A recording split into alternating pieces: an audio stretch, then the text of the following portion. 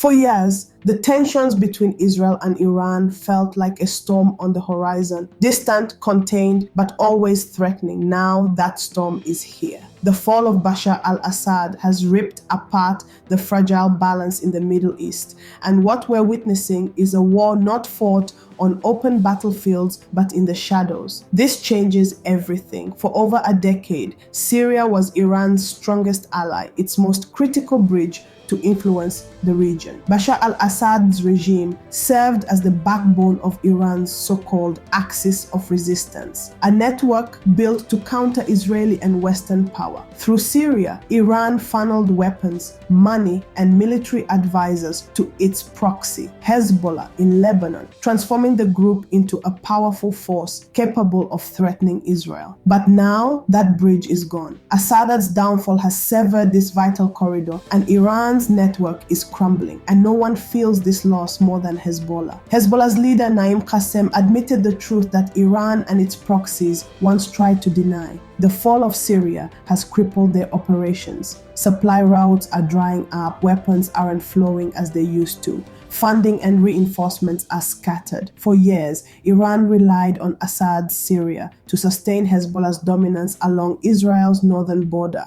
Without it, Hezbollah is weakened. And a weakened Hezbollah means a weakened Iran. But this isn't just about weapons or logistics, it's about vulnerability. Iran's influence in the region has been shattered. For the first time in years, Tehran is on the back foot, scrambling to hold its proxies together.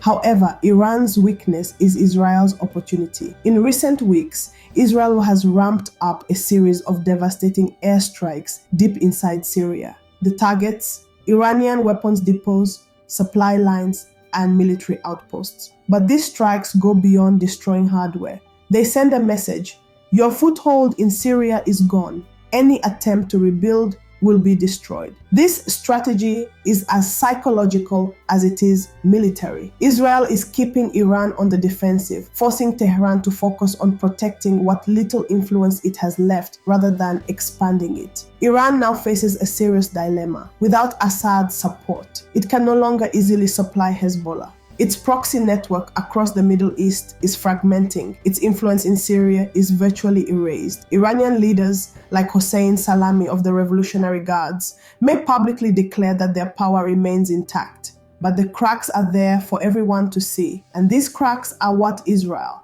and the rest of the world are watching closely. Reports suggest Israel, with the backing of the United States, is preparing to strike Iran's nuclear facilities. Why? Because this isn't just about Syria. Israel sees Iran's weakened state as a chance to eliminate the greater long-term threat, Tehran's nuclear ambitions. If these strikes happen, it will mark a major escalation, pushing both nations closer to full-scale war. The consequences? Devastating not just for Iran and Israel, but for the entire Middle East. And the chaos doesn't end there.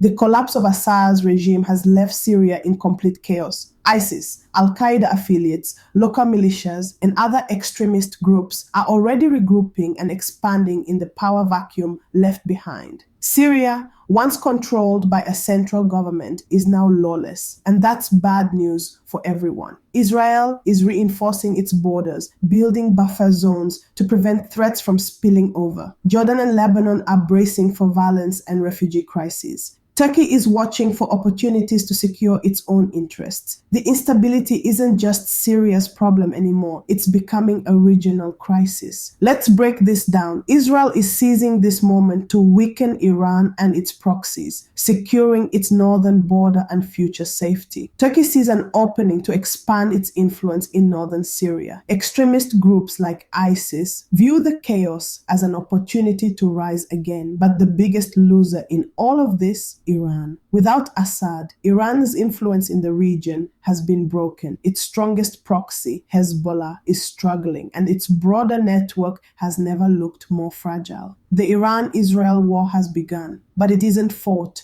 with armies facing each other on the battlefield. This is a war of airstrikes, proxies, and shadow operations. Israel will keep dismantling Iran's influence piece by piece. Iran will look for ways to regroup and retaliate. Extremists will take advantage of Syria's collapse, spreading chaos across the region. What do you think? Is this the beginning of a larger war, or can the tensions be contained? Drop your thoughts in the comments, hit that like button, and don't forget to subscribe for more updates.